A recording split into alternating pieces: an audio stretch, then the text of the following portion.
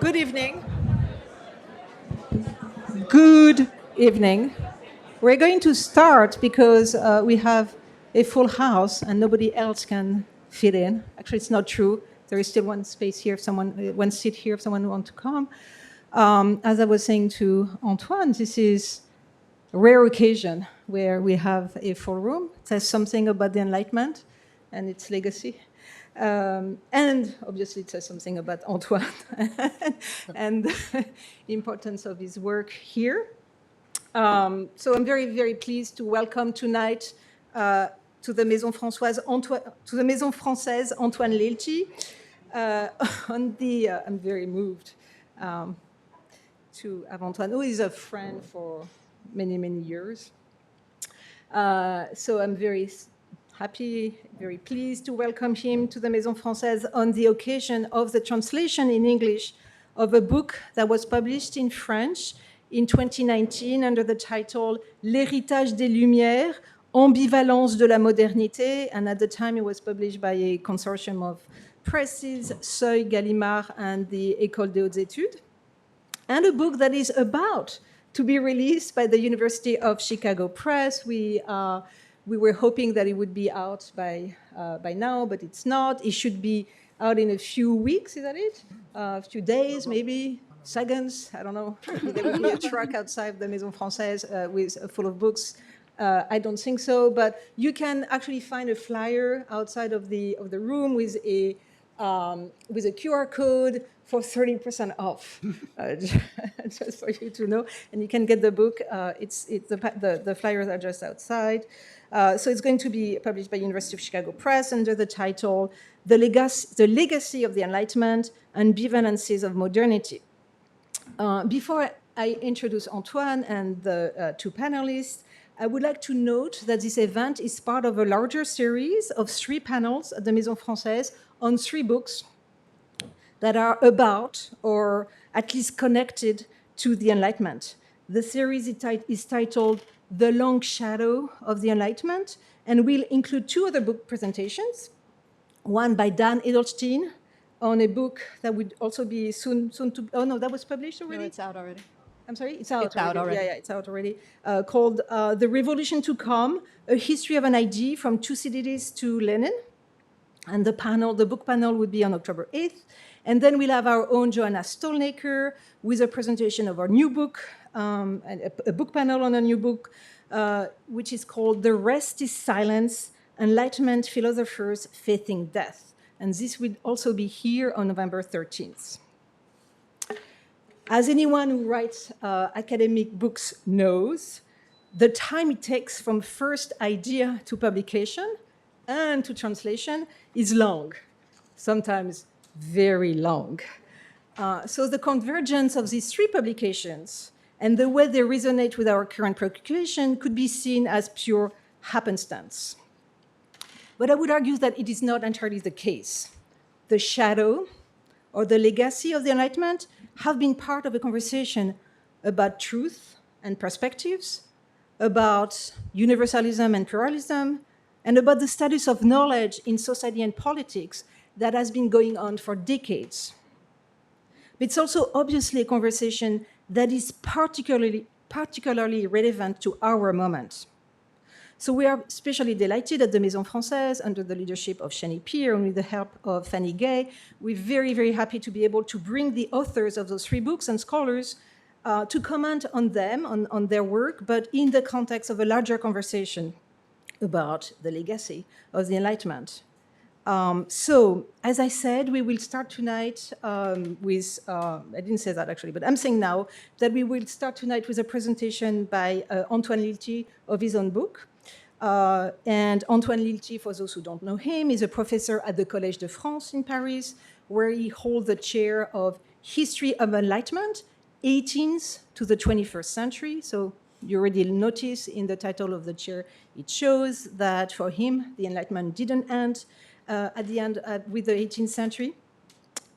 Professor Lilti has published several important books about the social intellectual history of the 18th century, from the Salon to the question of celebrity, among other things. And the book that he is presenting tonight is a major historiographical intervention and a way of taking stock of the Enlightenment by evaluating how this period and the debates of this period have made us, among other processes, who we are. One central issue that is examined in the book is what kind of questions have the Enlightenment raised and what kind of paradoxes they have identified that remain with us today, that are sticky, the things that we cannot get rid of. So he will present the book for about 20 minutes, and after his presentation, we will have immediately comments and questions by two dear and close colleagues. First, we'll have Carl Wennerlind, who is a professor of history at Barnard College and who specializes in the history of early modern Europe with a focus on intellectual history and political economy. His books include Casualties of Credits, The English Financial Revolution, 1620-720, A Philosopher Economist, Hume and the Rise of Capitalism, and finally, Scarcity, A History from the Origins of Capitalism to the Climate Crisis. Our second discussant today is Joanna Stalnaker, who is a literary scholar. She's a professor of French at Columbia, and her work focuses on Enlightenment literature and philosophy. As I mentioned, her newest book, The Rest is Silence, Enlightenment Philosophers Facing Death, will be coming out in October and will be discussed at the Maison Française on November 13. I would like to note that she is teaching this semester a graduate seminar called What's Left of Enlightenment, with a similar attention to the place of Enlightenment in our present, and in which the students had the privilege of reading some of the proof of Antoine's book in English translation. So thank you, Antoine, for letting our students read on avant-première some of your work in English. As you see, our two panelists have a very different disciplinary anchorages, and that's, I think, an indication of how much terrain is covered in the legacy of the Enlightenment. And without further ado, I would like to ask Professor Lilti to give us some idea in 20 minutes of the terrain that is covered in this book. Thank you so much.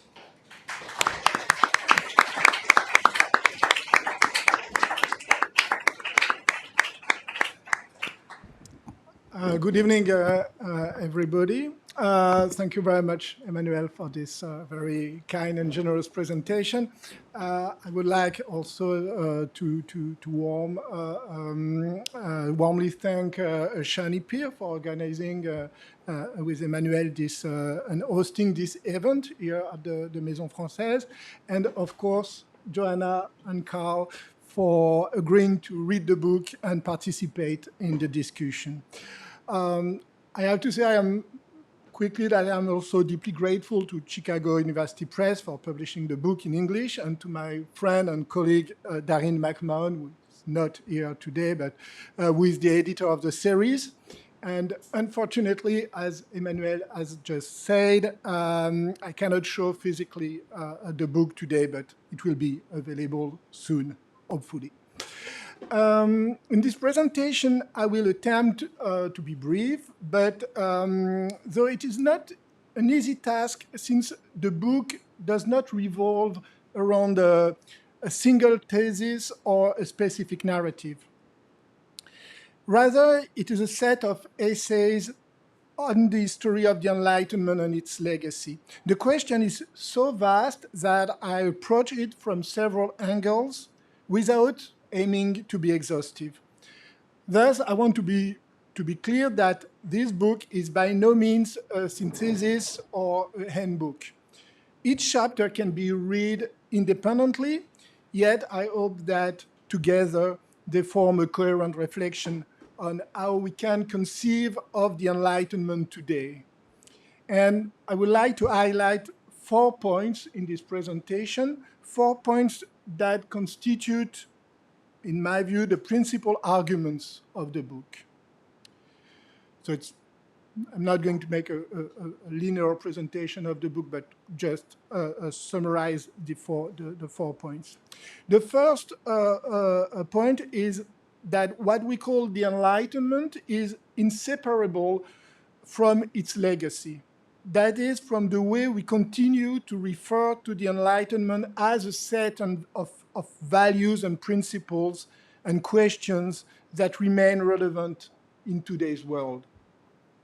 As a specialist of the 18th century society, culture, especially in France, but also in Europe, I'm always struck by the fact that the Enlightenment is constantly invoked in the public debate, whether to claim its heritage or conversely to denounce it. And of course, this is particularly true in France, but not only there. It is a more global phenomenon, as you know, living here. Defenders of democracy, freedom of expression, or secularism readily invoke the Enlightenment either in general terms or via its major historical figures. For these reasons, the book opens with the attacks on the journalist of Charlie Hebdo in January 2015, 10 years ago now, and the demonstration in Paris a few days later, where portraits of Voltaire were held up. Voltaire was Charlie. Moreover, some advocates of the Enlightenment sometimes present a deeply caricatural view of the Enlightenment. Among many examples, I'm thinking, for example, of Steve Pinker's bestseller, Enlightenment Now, in which he, in my view, he confuses the Enlightenment with a cult of economic growth, scientific progress, and big data. On the other hand, systematic criticism often charges the Enlightenment with being the cause of all the problems in the modern world: excessive individualism, colonialism and racism, ecological crisis, and neoliberalism. The same Voltaire, who is sometimes considered a hero of liberty and tolerance, is also accused of racism. His statue in Paris was defaced and has been removed. In Scotland, the university tower named after David Hume, one of the leading figures of the Scottish Enlightenment, has been renamed after a heated controversy and an online petition. And here, as you know, a statue of Thomas Jefferson has been removed from New York City Hall some years ago. As Robert Darnton wrote several years ago, it's a quotation, whoever has a bone to pick or a cause to defend begins with the Enlightenment. It's a good line, but unfortunately it's not in the book because I forgot it at the moment I was writing the book. And when I reread it after that, I say, oh, exactly. I wrote a whole book and Darnton summarized just before that, years before. That is why the Enlightenment remains a complex and fascinating topic for historians, even though things have become even more confusing with the recent appearance of disturbing notions like the Dark Enlightenment, promoted by far-right thinkers such as Curtis Yarvin. However, my book is not a study of the contemporary uses of the Enlightenment. Instead, I try to move back and forth between 18th century texts and, on the one hand, and intellectual or scholarly debates, on the other hand, that have theorized the Enlightenment as a crucial reference for understanding, justifying, or condemning modernity. To take just one example of what you can find in the book concludes with a chapter on Michel Foucault.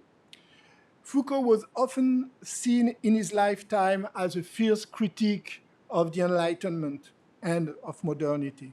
Yet, just after his death in 1984, several texts were published in which he openly aligned himself with the Enlightenment and especially with Immanuel Kant's definition of the Aufklärung. To do so, Foucault, and it was a shock for many people in the intellectual world in 1984 when these texts were published, and many philosophers, intellectuals thought that it was sort of a posthumous provocation by Foucault. And to do so, Foucault was forced to redefine the Enlightenment as a spirit of modernity, a critical ethos, a capacity for philosophical diagnosis of the present moment. And this was a compelling proposal that has changed our understanding of the Enlightenment, though it raised many problems. And I have tried to examine this text both in the ideological context of the 1980s and within Foucault's own thought. And perhaps we shall return to this point in the discussion. My second point, my second thesis states that the Enlightenment is plural. It should not be reduced to a current philosophical doctrine. Attempts to do so have always failed. Some historians, as you know, present the Enlightenment as the birth of political liberalism, based on the balance of powers and freedom of commerce. They usually insist on Montesquieu, Locke, or Smith. Others, on the contrary, emphasize its materialist and democratic radicalism. Their favorite author is Spinoza, and they find Spinoza everywhere. You might recognize some scholars that I discuss in the book, and Jonathan Israel to name him. Still, others highlight the republicanism of the social contract and the origins of the French Revolution, and of course they believe that Rousseau is the most important thinker of his time. As for me, I assume that the Enlightenment should be rather conceived as a space of debate, a series of theoretical tensions that remain largely unresolved at the time. For instance, is civilization morally superior to savage life? Or will freedom of commerce bring peace to the world, or rather endless conflict and political corruption? Is a powerful state favorable to the development of the Enlightenment or not? On all these questions, and a lot of others, Enlightenment thinkers disagreed with one another.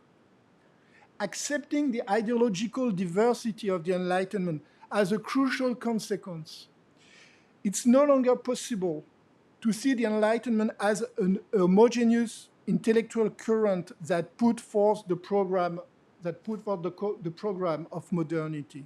I rather define it as the critical attempt by which European elites sought to problematize their own modernity to account for the crisis of traditional hierarchies, the rise of global commerce, the development of media communication, and so on.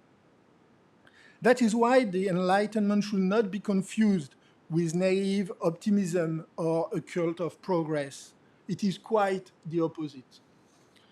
Consider, for example, the relationship between Europe and the rest of the world, which raises an absolutely fundamental question. Are the values of the Enlightenment universally valid, or do they concern only Europe? And therefore, does Europe have either the right or the duty to impose them on other people? That's what we refer to the question of universalism now.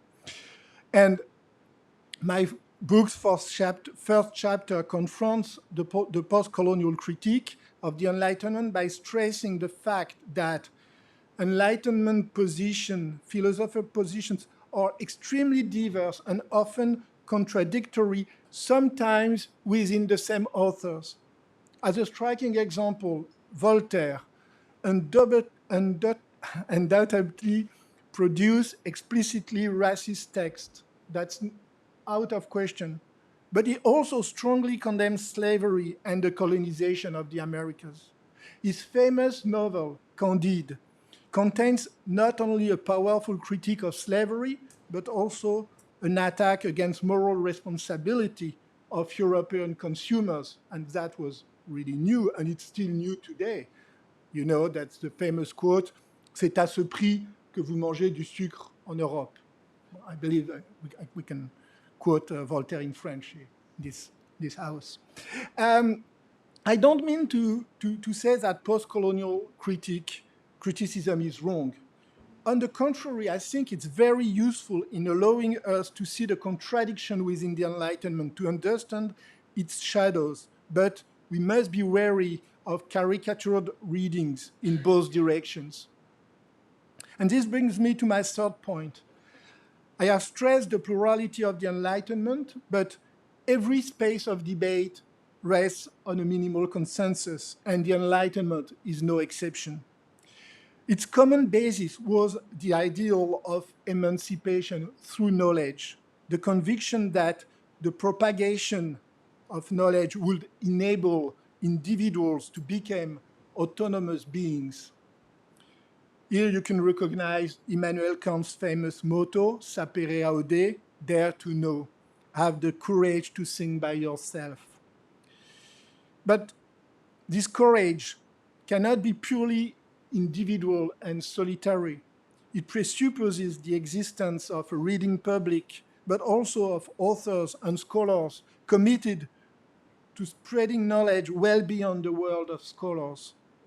Diderot and D'Alembert's encyclopedia, this monument of the Enlightenment, represents precisely this ideal, a society of men of letters joining together to make public as widely as possible the current state of knowledge and many critical insights.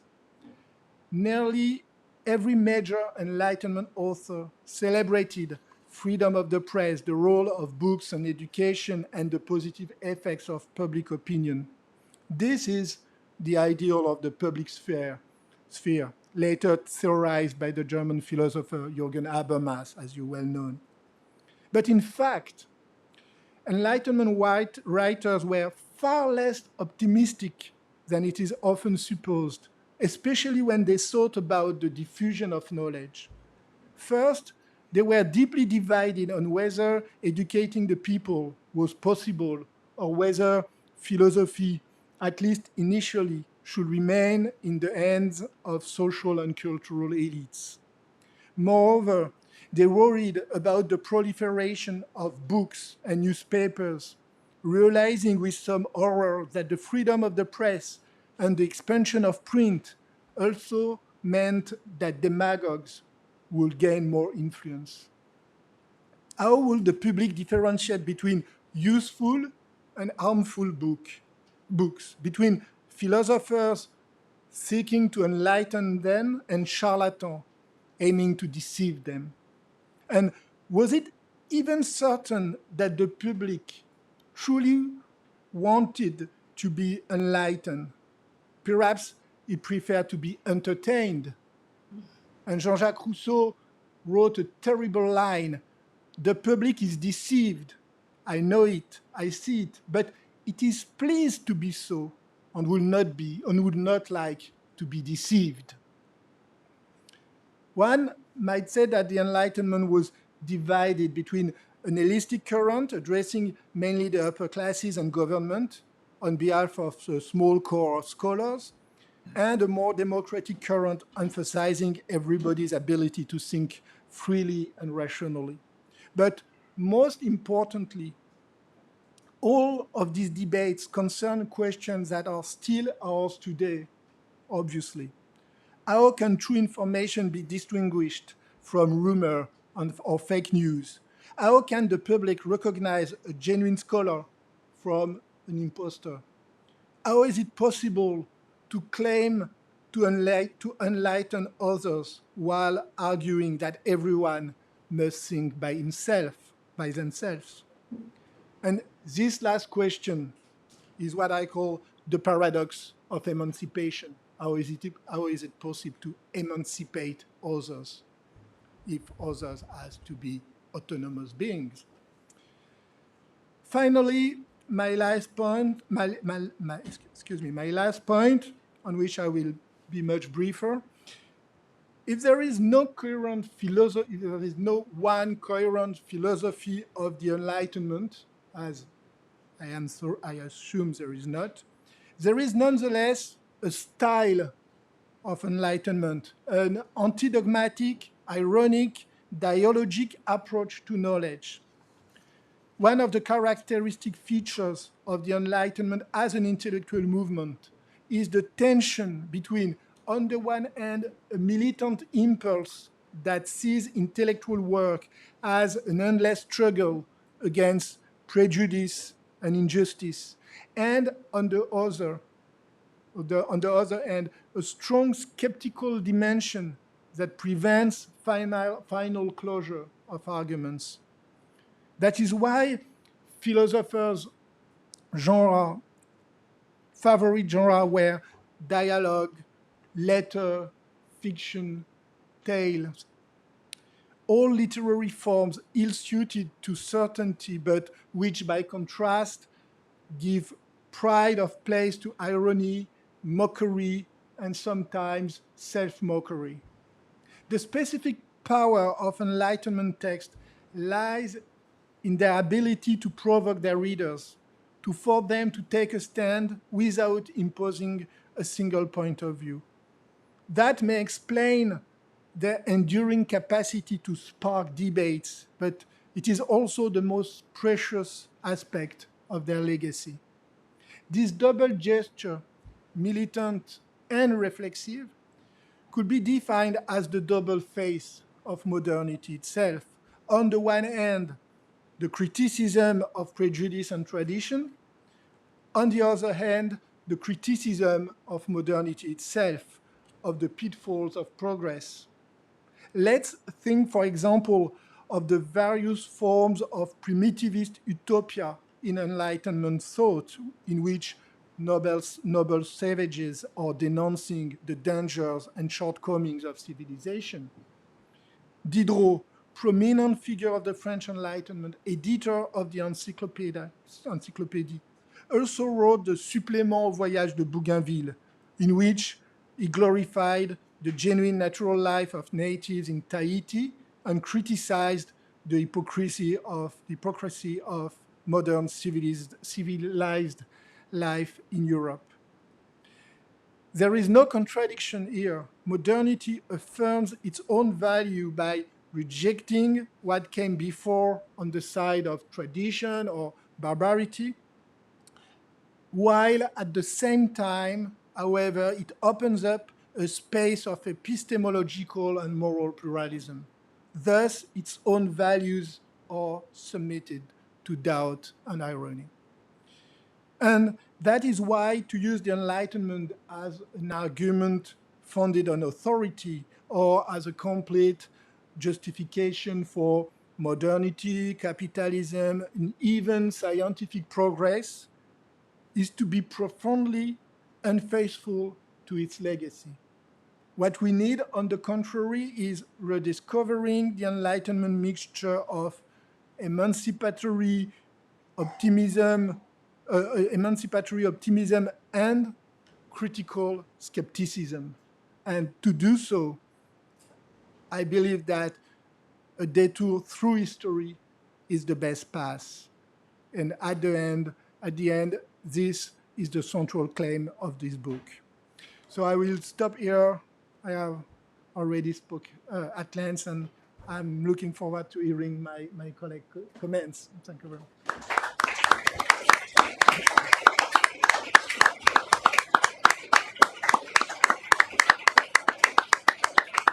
Well, massive congratulations. This is a fantastic book and one that's different from any other book I've read on the Enlightenment. It's a book that doesn't try to designate or posit any particular claim or doctrine.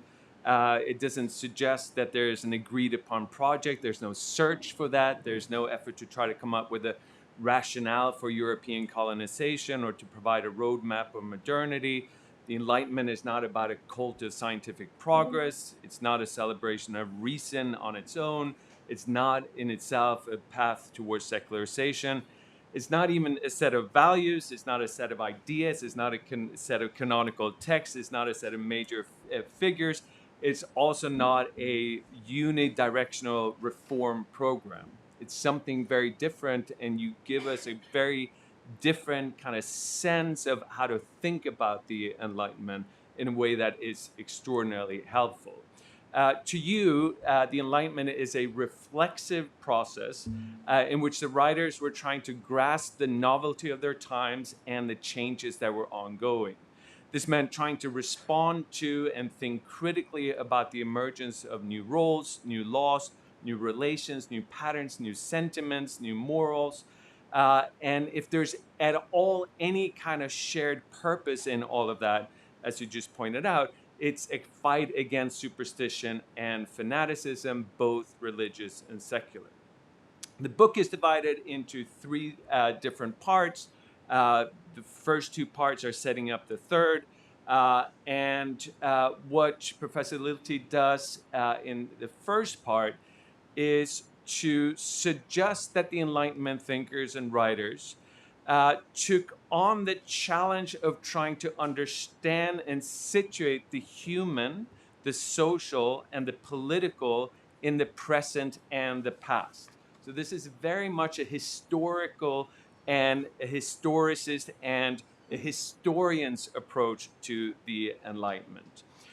He's not looking for or doesn't focus on any one point of view, any one method, any one principle, but he really sees the Enlightenment philosophers as trying to understand historical development in all its complexity.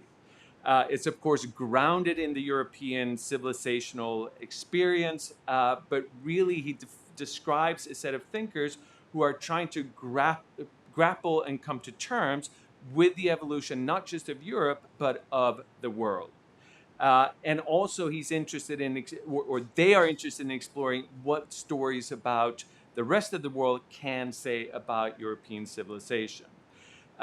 So there's a really broad set of issues that these Enlightenment thinkers are engaging. They're interested in anything from institutions to behaviors to ideas to character formation to mores to sentiments, and none of this appears to be linear or teleological. So there's an openness, there's a kind of willingness to play around with different ideas and different concepts. So as I said before, this is a real gift to historians. He takes carefully the historical writings of the philosophers, be that Voltaire, Hume, or Diderot, and these are, of course, the writings that many people kind of disregard and they don't engage. They don't think of them as positing useful and serious principles that are worthy of being incorporated in the pantheon of Enlightenment ideas. So it really shows the power of history, the complexity of historical scholarship, and the potential rewards of seeing history as radically permeable and plastic, not tying down any particular behavior or actions or sentiments, but really seeing the evolution of the human experience. So everything matters, everything should and ought to concern us. So, so that sort of suggests that the inquiry is so vast and so vague and so inclusive that there's no real there. But the way that Professor Lilti provides such a wonderful discussion of these strands of historical analysis that are moving in and out of different spheres and different what we now would call disciplines, but that he's sort of exploring a complex ecology of doubt, debates, and re-examinations that plays out on the vast terrain of world history. The second focus of the book is the worlds that the Enlightenment writers and thinkers inhabited themselves. Here, Professor Lilti explores both how the private and the public sphere evolved and changed during the 18th century. He looks at how the middle class home, the organization of the home, the technology of the home, the sentiments of the home, how the changes in those really transformed roles and relations, and it led to shifts in manners and habits and customs and sensibilities, the way people conversed with each other, reading practices, even thinking practices. And also he explores the technology of knowledge dissemination and how that evolved, and how knowledge became a conduit for sociability. And of course, sociability plays a very important role in itself in terms of generating a new way of approaching the present. Um, this book, if the first part really deals with the complexity of history, this part of the book really deals with the complexity of human life and the lived experience in 18th century France. It's really showing quite excellently how the complexity of the worldview, the information that they were receiving, the experiences that they had, shaped how they made sense of this world. Right? So here he's looking at spaces where politics, art, philosophy, history, and economy, where it was being played out, but always looking at these as relational, reflexive, and dialogical institutions.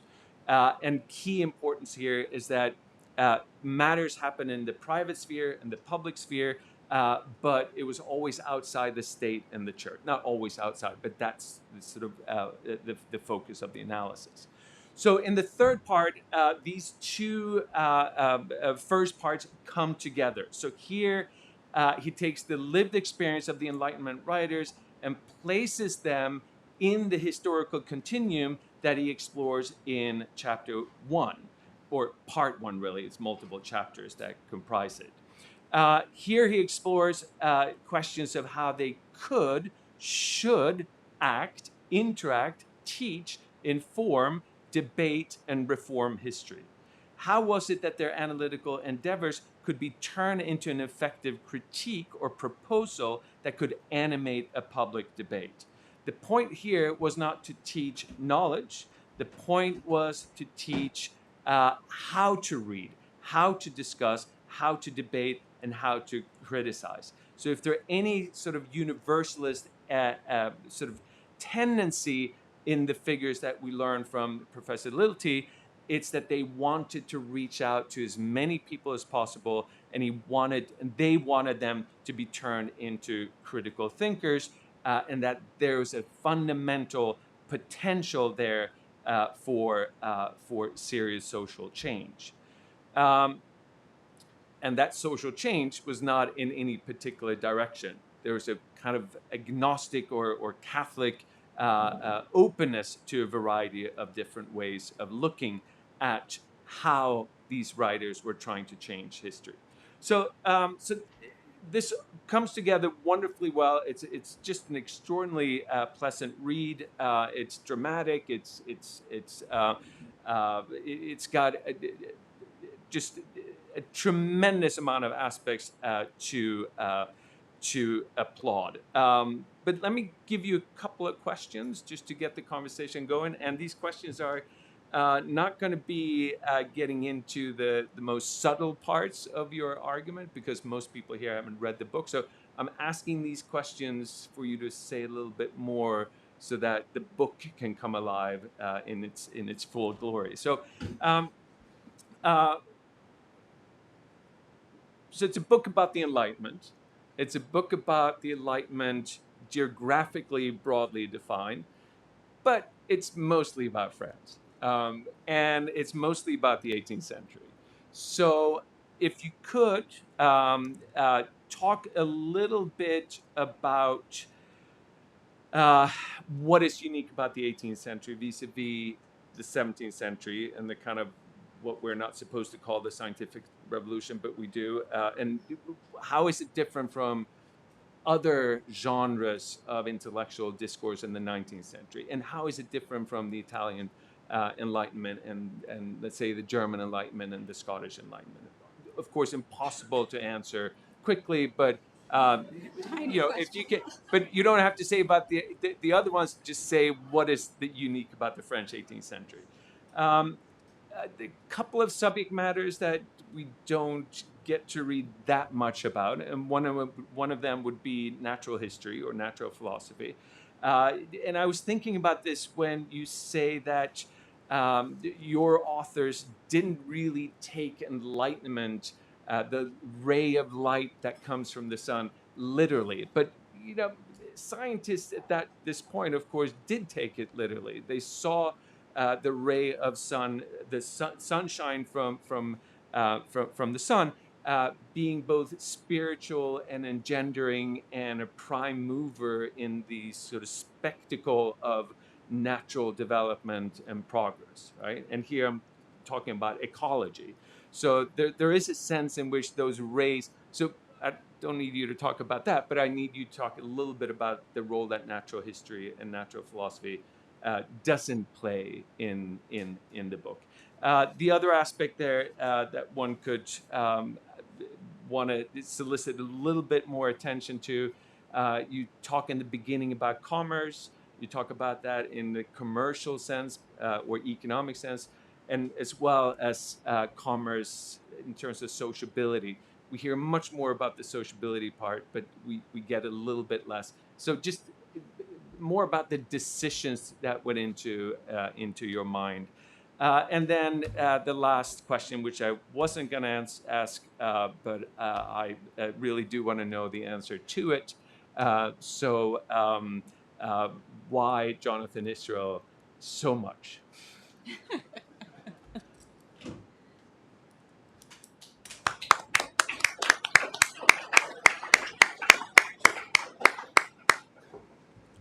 So I guess before you answer, I will give my comment. Yeah, sure. Can everybody hear me? Yes. Great. So as Emmanuel mentioned, Antoine, you generously shared the advanced copy of this book, not just to me, but also to the students in my What's Left of Enlightenment seminar. I see many of them here tonight, and I want to thank you for that, for your intellectual generosity. They've been reading it, we've been discussing it together, and we will discuss it on Wednesday. So you've also helped me to prepare my seminar for this week, which is wonderful. And I want to say, to start, that this is a very good book to teach with for all of you teachers out there. It clarifies key questions in Enlightenment scholarship, but it offers intricate readings of essential texts, notably, as Antoine has already mentioned, Kant and Foucault's What is Enlightenment, among many others. And one of the most important things about the book, Emmanuel mentioned Antoine's chaire at the Collège de France being related to the 21st century, not just the 18th century. This book helps us to think critically about the insistent problems of our present in relation to the past. And that's actually the mission of our core curriculum here at Columbia. And I actually extended a special invitation to the students in the core curriculum. We don't always get undergraduates in this room, and and I see a number of my undergraduates here tonight as well. So that's wonderful that this book is speaking to you already through this lecture and this discussion. So I just want to pick up on a very few through lines. This is an immense book, so I'll just touch on those things that really stood out to me, that I found most stimulating, and like Carl, some of the questions that they raised for me. We decided to title this series The Long Shadow of the Enlightenment, and Antoine referred to shadows in his remarks, and one of the things that I most appreciated about this book is what he calls, in the translation, the veil of worry hanging over the Enlightenment, especially at mid-century and especially after the 7 Years' War, and especially in relation to the question of Europe's impact on the rest of the world. So, Antoine, you document a crisis of modernity, a crisis in the notions of civilization and progress. And I think this is very salutary against those received notions of the Enlightenment as a naive meta-narrative of progress. Others have said that in various ways, but we still somehow seem to come back to some naive perceptions of the Enlightenment. This is very much not a triumphalist narrative of the Enlightenment, so it is one that is especially suited to our own time of moral, political, and social crisis. The book makes the compelling case, as Antoine has already said in his remarks, that we cannot cling to the legacy of the Enlightenment as a doctrinal package of values, as Jonathan Israel has done, to get us out of our current mess. So one question I had stemming from this is to what extent this crisis of confidence led the philosophes to question whether they should even be in the position of being enlighteners at all. I'm thinking here of the figure of Moi in Diderot's Rameau's nephew, and the sort of who starts off as an enlightener and by the end of the dialogue is aware that he is perhaps being taught by the neveu and is not really someone who should be in the position of teaching. Is the question, how does one enlighten those who are not yet enlightened, which becomes a sort of refrain in the book and which is presented as an essential problem facing the philosophers, and a very complex problem, as Antoine really shows, is that even the right question to be asking? I think the book really makes us think about that question. The second aspect that I especially appreciated in the book is Antoine's emphasis on the Enlightenment sense of history. So I'll just quote a salient moment that worked for me rhetorically as well as in terms of its ideas. Quote, "And were not the 18th century philosophers abstract thinkers lacking any real sense of history? False." You are categorical, and I fully agree with you on that point. I think it's an important one. Central to your definition of the Enlightenment is the philosopher's acute sense that their time was different from what came before. Their sense of their moment in history was different from what came before. They understood their movement as a break with the past. This is crucial. So I would like to ask you, Antoine, and here I'll take the liberty of referring to my book that's coming out, how you think this sense of history, especially at the end of the Enlightenment, dovetailed or was perhaps reinforced by the philosopher's sense of their own mortality. So these would be two very different ways of the Enlightenment being inscribed in time, in the physical sense of mortality, in this context of atheist and materialist philosophy, and a sense of history. And also the philosophers in the last decade, I would say, before the French Revolution, of watching their generation coming to a close, and how were they meditating on that moment and what they were going to leave after their deaths. This is the topic of my book, and I think we have a lot of things that we could discuss around that. Here, the materialist and even deist beliefs of the philosophe are essential because these beliefs force them into a confrontation, a new confrontation, I would say, with the ephemeral nature of their own lives and endeavors.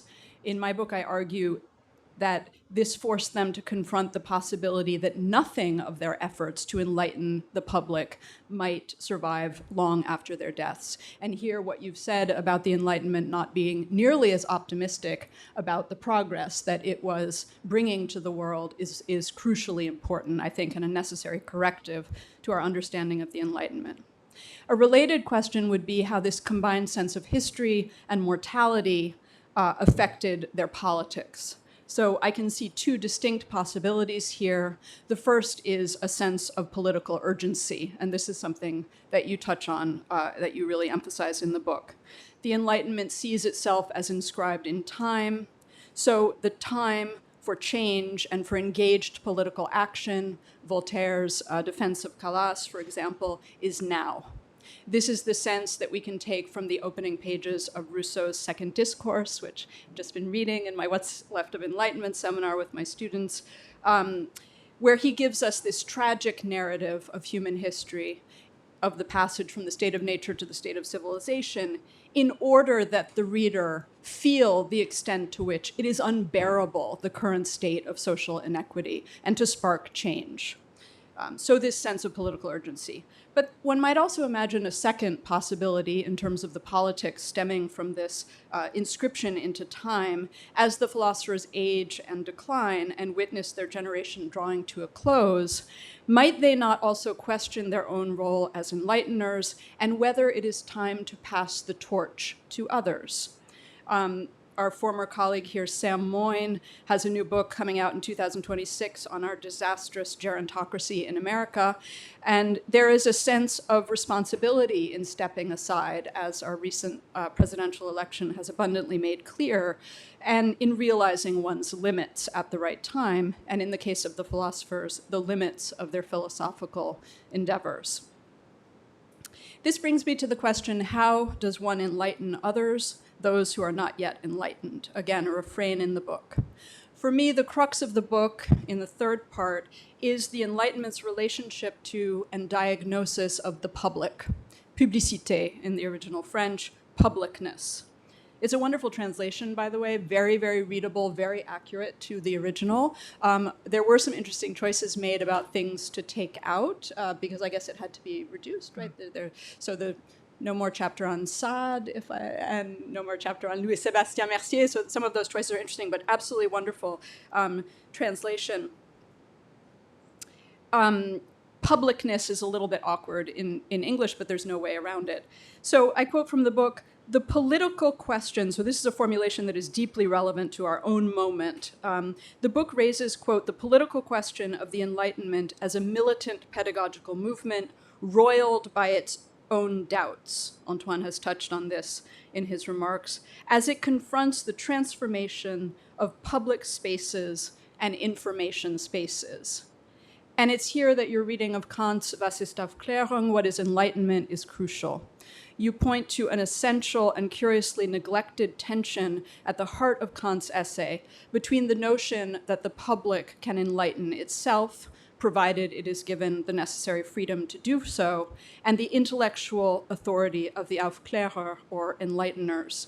It is in this way that you explain Kant's recourse to the figure of Frederick II of Prussia, that figure of authority who is charged with ensuring that the public sphere does not become a playground and a marketplace for charlatans and demagogues. In other words, that it does not become Twitter or X. I believe that you have identified a thorny problem at the heart of Kant's reading of the Enlightenment, and one that he did not resolve himself. And this is so clarifying. We discussed this text with my students, so clarifying in trying to understand that text. My question would be whether your reading of the Frederick II moment in Kant's text has any lessons for us today in terms of the regulation of our fundamentally transformed public sphere, especially in countries where our despots are not so enlightened. And this brings me to the last set of questions I would like to raise concerning universalism, women, and publicness. And these questions stem in part from reading this book in conjunction with your earlier work on the salons.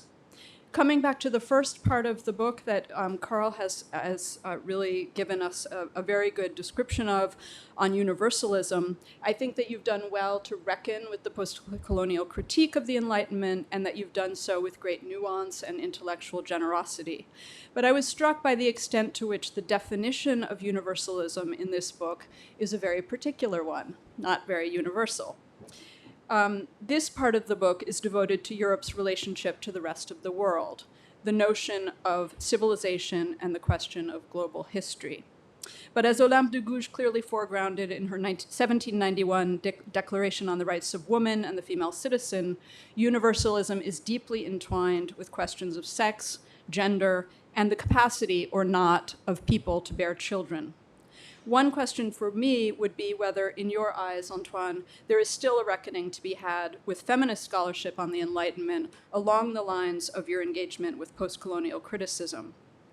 A related question, not addressed in the book, despite glancing references to women writers, and one mention of the question of whether one can, quote, be a feminist and still stand with the Lumière, is whether the Enlightenment philosophers wanted or even believed it was possible to enlighten women. How are we to interpret Kant's passing reference to the entire fair sex not being enlightened, for example? How are we to read Book 5 of Rousseau's Émile, in which his attentiveness to issues of childbearing and child raising, which to my mind are feminist issues, dictates a singularly limited and limiting education for women?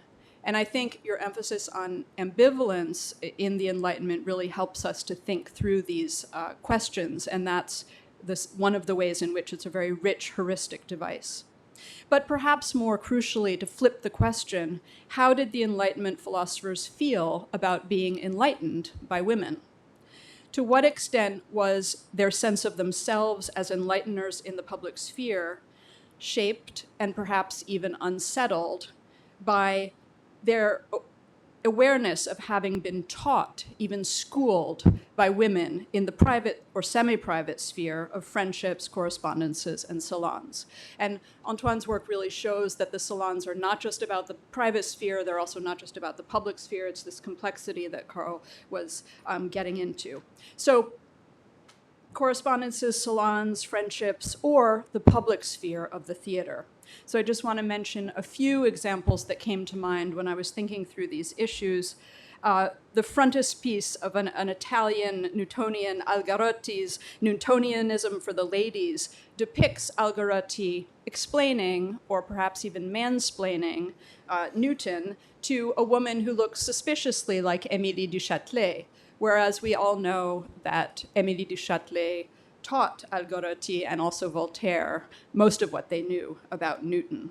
So it's a sign that there was teaching going in the other direction, but it gets flipped in the representations of the time.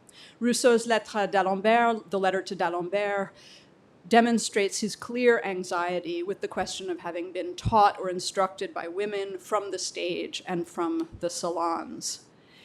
My own reading of Madame du Deffand in her correspondence with Voltaire has shown me that he turned to her with questions about her philosophy of human nature, her metaphysics, and especially her thinking about death, and that his late work was deeply marked and also unsettled by the answers that she gave to these questions. You've mentioned the Diderot's supplement to the Voyage of Bougainville. Diderot leaves us at the end of that text with an unanswered and deeply ambiguous question of what women would have thought about the dialogue that he has presented to us between the Tahitian, Oru, and the French clergyman. So Europe's relationship to the rest of the world is always deeply entwined with questions of sex and gender as well. What would they think, asks A at the end of the dialogue. Women, what would women think? Perhaps the opposite of what they would say, B enigmatically answered. So your work on the salons, which has been consecrated as the last word on the topic, by my reading left us with the idea that women did not fundamentally shape Enlightenment philosophical discourse as Dina Goodman's thesis would have had it. With this book, Antoine Lilti offers a definition of Enlightenment as centrally concerned with the vexing problem of how to engage with a public. I find this definition incredibly fruitful and especially relevant to our own times. But I'm interested to think about the ways that that definition may reinforce the sense that women did not play a crucial role in the Enlightenment. And I'm willing to entertain the possibility that they did not, but I would be interested to hear your thoughts, Antoine, on whether this is an important question to reckon with or whether it is something of an anachronistic red herring. It seems to me that the crisis of confidence in modernity that you so eloquently described has as much to do with the philosophers' ambivalence about their relationship to women and the role of women in shaping philosophical discourse from behind the scenes as it did with the veil of worry about Europe's relationship to the world. And one thing one might ask is how those two questions are intertwined. How do they intersect? So this book has clarified so much for me. I'm looking forward to continuing to teach it, and I definitely would not have put it on my syllabus if I did not think that it was a work that really transforms the way we think about the Enlightenment. It's a good book to teach with. It's a good book to think with, and I'm very grateful to have the opportunity both to teach and think with it and to talk with you about it. Thank you.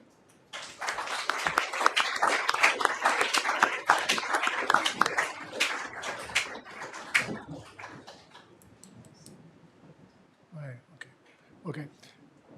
Thank you so much, both of you. Thank you so much. I'm going to have orders to be not too long. I want to have a discussion with you. So briefly, the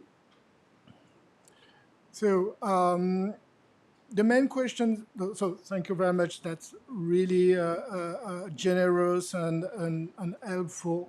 And now I know that another book to write on the Enlightenment. So the main question, I guess, is, or the main questions are about what is missing in the book, and a lot of things is missing. Well, the question of the France, 18th century in France. That's true that the book make general claims about the Enlightenment, and in fact, it's mostly about 18th century France, even though there are some commentaries, for example, on Immanuel Kant or some other authors, but that's who I believe that the main question of the Enlightenments are transnational, and that I don't think that France is so central as it has always been asserted, but I think that it's a good laboratory. That what you see in the discussion in among French writers and thinkers, you can find quite the same discussion in the Scottish Enlightenment, in Italy, and in Germany. So I think that, of course, there are some differences, but they are not so important. And if I have to specify the specificity, the uniqueness of the 18th century, I will stress the transformation of the media ecology, what I've called the media revolution of the 18th century, because it totally transformed the condition of the diffusion of knowledge, science, and philosophy. In the 17th century, you can find critical and subversive ideas that you will find in the 18th century, but they were circulating among scholars, among writers, in manuscript forms. And in the 18th century, it's totally different because of the print revolution, because of the emergence of a public, because of the newspapers. That's not a French feature. That's first a British feature, but then it's a global, global European and colonial America feature that transformed totally the condition of the diffusion of knowledge. And I will say that as the specificity of the 18th century, the first media revolution that make the question of the public central for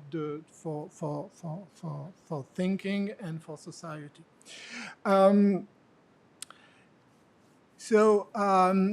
Many things are missing in the book. Some of them for just editorial reason. The book has been shortened, and for example, I was just thinking, Carl, it's unlucky for you, but one of the chapter who disappeared from the English edition is the chapter about credit. There is a chapter about credit, which is, but curiously, the American editor thought that, well, the chapter on credit was not so interesting. So for general public. So it was not exactly the Enlightenment, was the question of credit. That's interesting. It's a chapter where I discuss the book by Clark Croston on the question of the history of credit. And in this book, I try to show that the debates of political economy about credit was not only about political economy, but also about the organization of social hierarchies and social reputations. But that's true that political economy, natural history, natural philosophy, and obviously women, gender, sex differences are not are not present enough in the book. As I said, the book had not an ambition of total exhaustivity. Some were chapters, and that's why so much on Jonathan Israel, because first, the long discussion of Jonathan Israel's books were my personal move from social and cultural history to intellectual history. So it was important in my reflection on the Enlightenment, and also because when I wrote the piece at the first time, it was the moment where it was at the heart of the discussion in the intellectual field. So maybe it's now a bit awkward that the discussion on Jonathan Israel had such a place in the book, but well, it was a moment. It's quite, maybe I guess you can read now this chapter as a picture of the debate in the field 10 years ago. Well, the question of and you're totally right. You're totally right.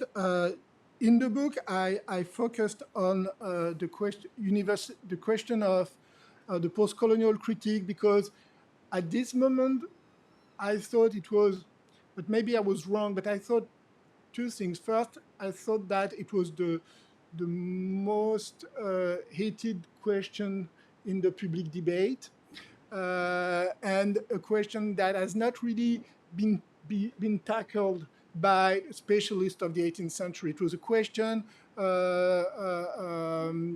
the Enlightenment, or the Enlightenment, is the Enlightenment just the name of European imperialism, or is it a universalist thought? It was a very general intellectual and political debate, but 18th century authors, 18th century historians were not really present in this debate. So I wanted to tackle it precisely, and I thought that there were many scholars already doing great work on the question of the Enlightenment, gender and the Enlightenment, and I was not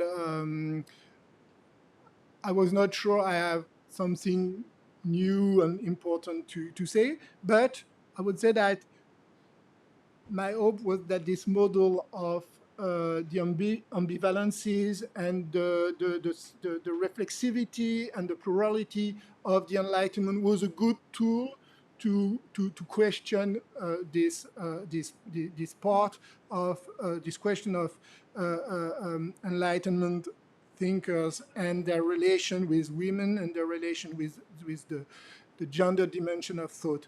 And fortunately, since the publication of the book, I've tried to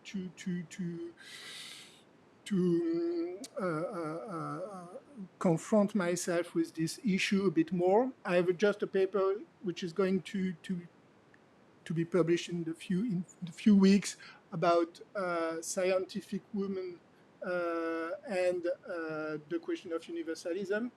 And it's very interesting because that's also an answer about what is specific in the 18th century. Another specificity of the 18th century is the expulsion of women from the world of science. They were more present in the 17th century, and the 18th century is a setback for the role of women in the Republic of Letters and in the scientific world. And not only because of social and cultural domination, but also because of modern science and modern natural history, which organized, pushed forward some gendered conception of thought. So Enlightenment science was had a great role in pushing women outside the world, the legitimate world of letters and science. However, and that's my last word, it's interesting that, and that's the same ambivalence or complexities that you can find with the question of global history, that is at the same moment, some element of universalist thought in the Enlightenment gave also some arguments to women to claim their role and their place. That's exactly the paradox that John Scott has wonderfully highlight about the political moment of the French Revolution in only paradoxes to offer. But you can find the same thing in science, and the manuscript of Émilie du Châtelet, a lot of moments where she was thinking about the political experiences that will enable women to claim what she called les droits universels de l'esprit. Les droits universels de l'esprit, and how women can claim to be a part of this movement. So that's just a little piece, but I'm trying to answer more your objection. And just in the book, there's just something about Germaine de Stael and the way she thought the woman as paria. There's a very moving reflection of Germaine de Stael about the situation of women in the world of letters. So it was my first little point, but I have to do better. So thank you very much. You're totally right on this.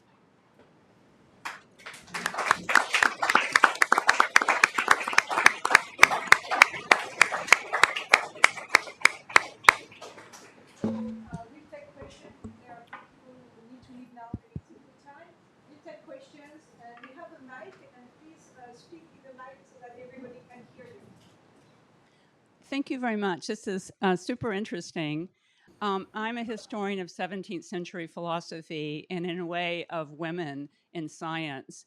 And so it is really striking to me that you left out what sounds to me like you've left out very important recent work on Amélie de Châtelet. So I think you said this, and so the good news is that you said this, which I think is important, that in the 17th century, lots of women talked and wrote a lot, did a lot of philosophy. They were engaged in serious work. And my understanding of the so-called Enlightenment is that it was a time when, in fact, there was a repression of female voices. And I would have thought that some very good recent work by Andrew Janiak, Karen Detlefson, various other people have made it very clear that Châtelet was herself very responsible for sort of explaining to people, as it were, Newtonian science, and then actually pointing out where Newton got it wrong. So I would have thought that many of the things that are supposed to be true about, as it were, Enlightenment science were really very, like, she would have been at the center of that. So I'm curious to know, so I guess I have two questions. One is that how the Enlightenment can be so enlightened, as it were, when people worked very, very hard to silence or forget about recent history in which women were prominent. And two, why not see Châtelet is actually one of the leaders of the scientific insights that were had in the 18th century? Okay. I think that two reasons of this, I agree with this question of the repression of female voices. And I think that there is a social-cultural reason, that is the role of the scientific institutions, and especially the academies. And the academies were central institutions in France, but in all Europe during the Enlightenment. And of course, women were excluded from they were not members, they couldn't be members of the academies. And when the center of scientific modern life was in the academies, their role was. at the end of the 17th century, but it's a very late movement, and the great European academies were founded in the 18th century, the beginning of the 18th century.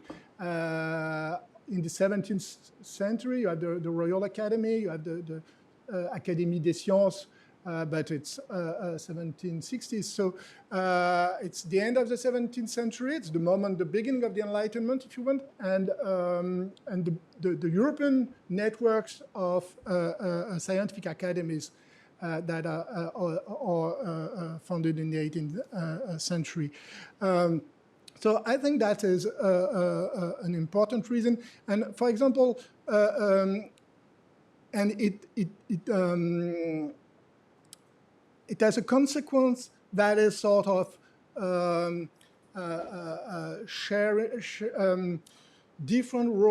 different gendered roles, the new ethos of the scientist who is male, serious, with a very, a masculine ethos of scientific research. It is put forward by Enlightenment thinkers, and on the other hand, women were magnified as readers, as salon hostesses, as mécènes, but and most of all as the ideal public. And you can find it at the beginning of the Enlightenment in Fontenelle's work and Fontenelle's thought, and it was very important to lay down these images of this gendered role of science. And Émilie du Châtelet is interesting on this point because she was a great scientist. She had very important role, not only as it is often said as explaining or Newton, but doing very original and important scientific but also philosophical work to make compatible Newton physics and Leibniz philosophy. But she was always, they always try to put her back to this this female role of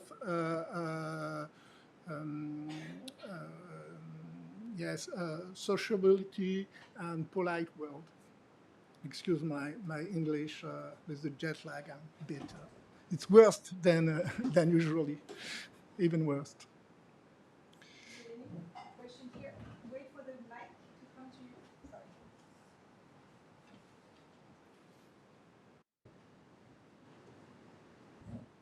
Thank you so much. I guess my question is actually about the credit chapter because I read this in the original, and so but it is kind of about a methodological point you're making in the credit chapter about the relationship between social and intellectual history, where you're kind of looking at the credit as a way to kind of move between the two and almost reconfigure the relationship between them. And I guess what I'm wondering is if it's possible to speak more on that, and also perhaps if that is a way to then think about gender or think about empire and think about how encounters and practices are being translated into this kind of intellectual theorizing, which sometimes, I guess, as these maybe examples are showing, invert what's happening or distort them in particular ways, which seems quite interesting. So I guess I'm wondering if it's possible to speak more on that methodological point. Okay, so very quickly, but it's a very big topic, and I'm very glad that you mentioned it because it's something important to me. Because as I said, I'm not an intellectual historian. I have not been trained as an intellectual historian. I've been trained as a social and cultural historian. But very important and great professor that was Daniel Roche. And in the French tradition, you know, of intellectual history is not very well considered, and the way social and cultural historians traditionally address questions of history of philosophy is the question of the social history of philosophy or the social history of ideas. That is to explain ideas by the social situation of the writers or the social conditions, sociability, and so on. And what I try to do in this chapter, the missing chapter, but more generally, for example, in the other chapters, is to do the opposite, to do an intellectual history of society. And why it is important, it's not a way of leaving the social and cultural history of the Enlightenment to just make history of ideas, because my point is not so much to compare what Diderot or Kant or David Hume thought about credit, Europe, liberty, commerce, but to stress how they tried to understand changes that were going in their own society. So that's what I call intellectual history of society. And for example, this question of the public is central, because their reflection about publicness, about the question of the charlatan. It's my new project, the future book. Why they were obsessed by the question of charlatanism is not just general. You cannot really understand this with a general history of philosophy. You can do it because, for example, charlatan has something to do with the sophist. So you can do a broad, longue durée history of the creation of the fake philosopher. But that's not my point. My point is that all the reflection about publicness, about charlatan, about demagogues, are ways of addressing the media revolution, the transformation in the 18th century of the cultural conditions of thinking. And then you have to do both, to study the transformation of the public sphere, the new medias, the reading situation. And then that's why there's all this chapter about sociability, public and privacy. And on the other hand, to read precisely texts as intellectual historians are supposed to do. I'm going to ask you a question, and connected to what you just said, and to maybe take it at a more, let's say, less specialized or less historiographic kind of reflection. But I suspect that some of the people here and people who are interested in the legacy of the Enlightenment, they want, solutions.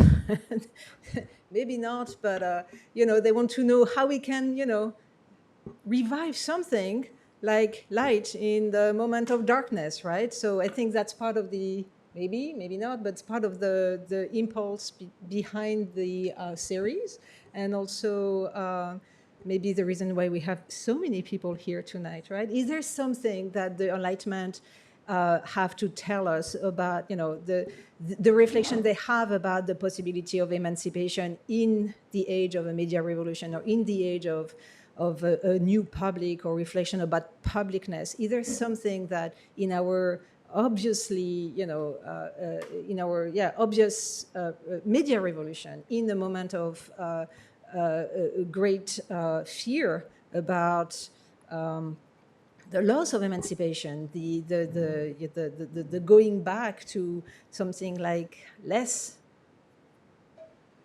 human agency and liberty and ability to do things in this world, do we have responses? Is this a way of thinking about the Enlightenment as something that gives us responses, or it's just like we're put on a path of debates and questions that we still are struggling with, even though the conditions have changed? Why the Enlightenment to the 21st century? What is the legacy of the Enlightenment, right? What do we do today with that? Okay. Well, Sorry, no, but I think that's just to fair, get that's fair. the pressure. No, that's up or perfectly down, I don't know. fair.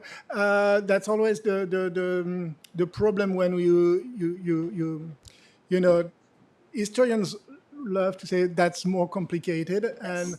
that's always you always worry also to have just to say that it's complicated, especially when people are giving very quick solutions. Enlightenment say that you have to trust a scientist and the progress will solve everything.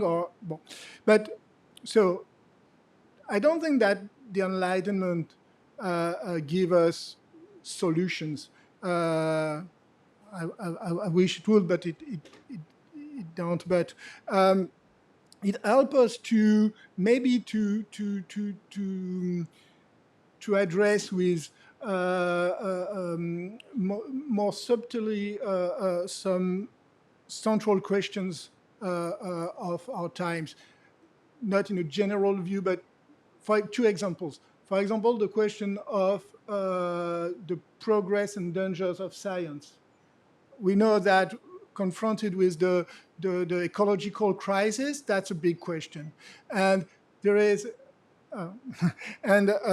it's very important that, in my view, the Enlightenment is not, the legacy of the Enlightenment is not to trust to trust the scientists because they have the scientific authority, and that's not something in the specific context of today.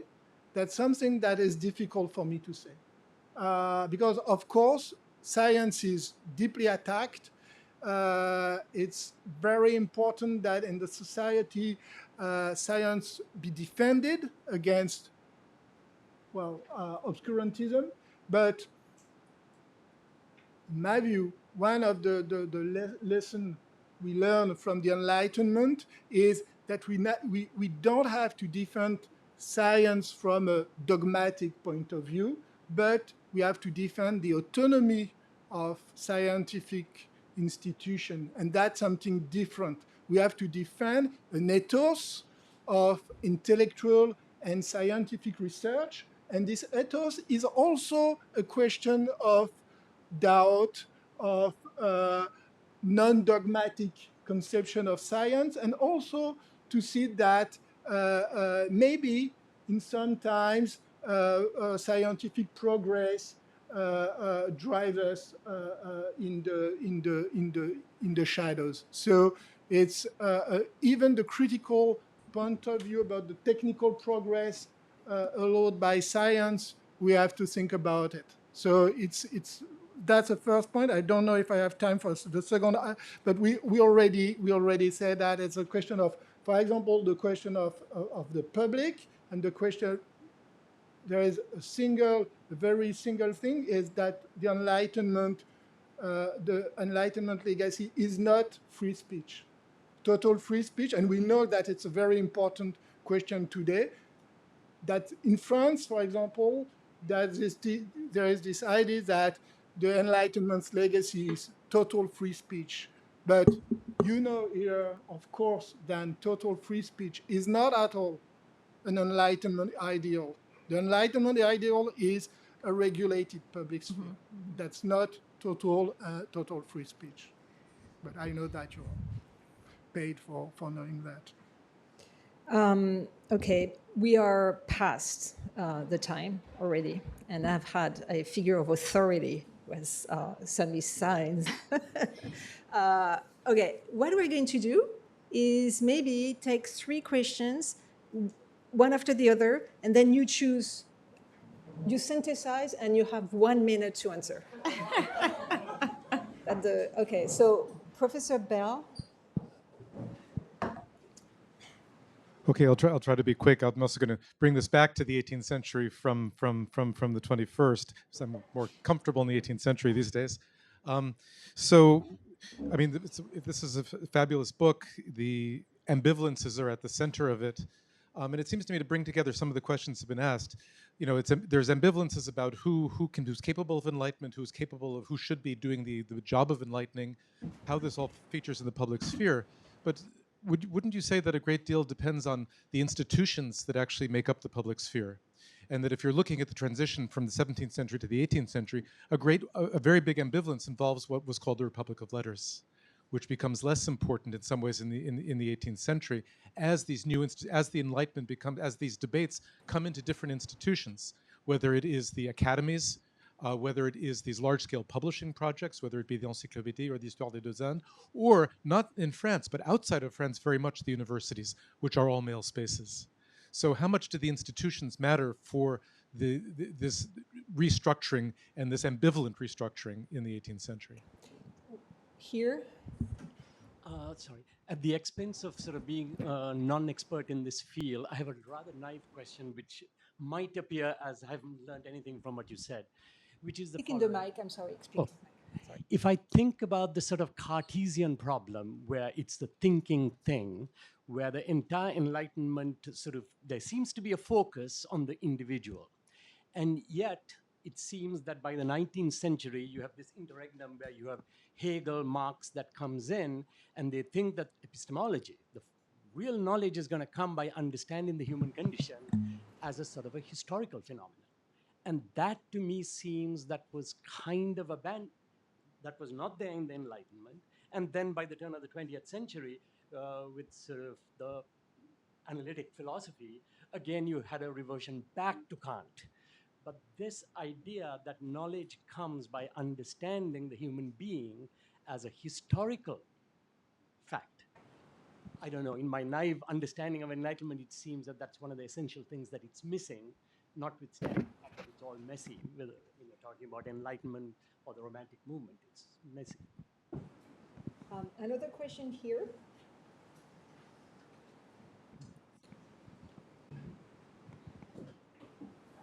One area that hasn't been mentioned are the visual arts, and which were quite influenced by the Enlightenment, and notably my area, architecture, was very influenced. Do you have anything to say about that? Was there anything in your book about the visual arts? Thank you. And a last question here.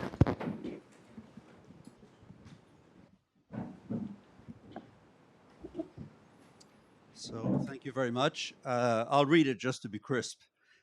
Many today believe that the West, the liberal democracy, has lost faith in itself. Across much of the academy, for example, a dominant narrative now portrays Western societies as fundamentally oppressive, defined by racism, colonialism, systemic injustice. What was once a tradition of critical self-examination has, some argue, become a kind of ritual self-denunciation. So my question, to what extent do you see the Enlightenment as the core of the West's self-understanding? And could its legacy of radical self-critique be part of why the West now seems to have lost confidence in itself?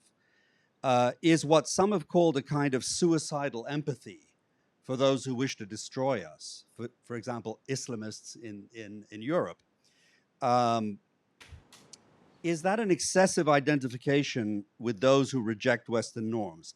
And is all this an unintended consequence of the Enlightenment self-doubt taken to an extreme? So now you have 2 minutes. What's one more question? Okay, that's huge question. So very quickly, David, but you know that already. I totally agree with what you said. The question of the transformation of the institutional landscape in the 18th century. That's no longer the Republic of Letters with small group of scholars, but new institution, new forms of public, new forms of mediation with the question of newspapers, and that's a terrible. That's create a terrible anxiety, a social and epistemological anxiety. I didn't answer sooner to your question about death, but I have to read your book, so that's, I totally agree. I think that, in fact, in the Enlightenment, I think that there's a great movement of thinking historically about human condition and human knowledge. There was, for a long time, this idea, but I think that it's the wrong idea that the Enlightenment was ahistorical, was just a question of the individual, and that the Romantic movement was the beginning of an historical thought. But I think that now historians, intellectual historians, agree on the fact that at the center of the Enlightenment, you have an historical reflection and a reflexive narrative. And Dan Edelstein has wrote a book about this. And so I think you can come to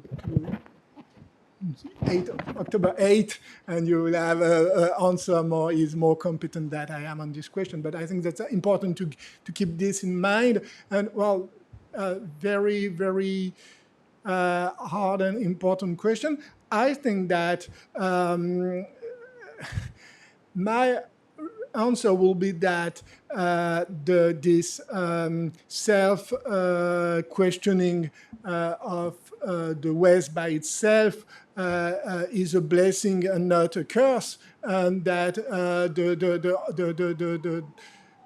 if there is something bad in the West, is the long period where this self-criticism was silenced, or mostly silenced, in the 19th century, in large part of the 20th century. Not fully silent, there was always voices who criticized imperialism, colonialism, but not with the same strength that during the Enlightenment. So it's important to think that. But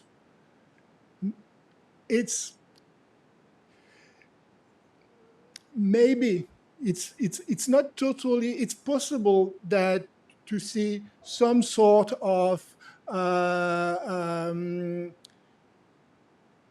abuses or excesses in this criticism of the Enlightenment, of the West by itself, as a sort of, I would say, I can understand the argument of some excesses, but, well, I would say that it's mostly the greatness of this Western tradition of criticizing itself, and it's something that some opponents to the Enlightenment legacy have sometimes forget. Okay, thank you so much.